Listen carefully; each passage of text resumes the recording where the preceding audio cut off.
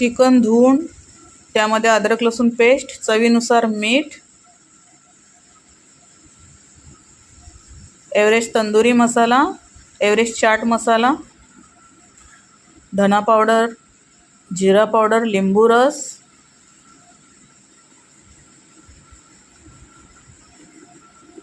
दही हे सर्व मिक्स करून अर्धा तास रेस्ट करायची.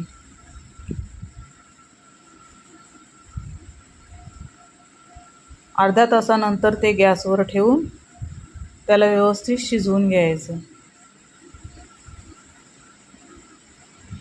नंतर बेसला व्यवस्थित गरम करून त्याच्यावरती चायनीज चटणी,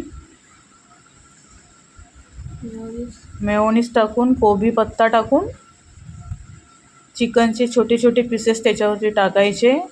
थोडं मेयोनीज वरनं पण स्प्रेड करायचं.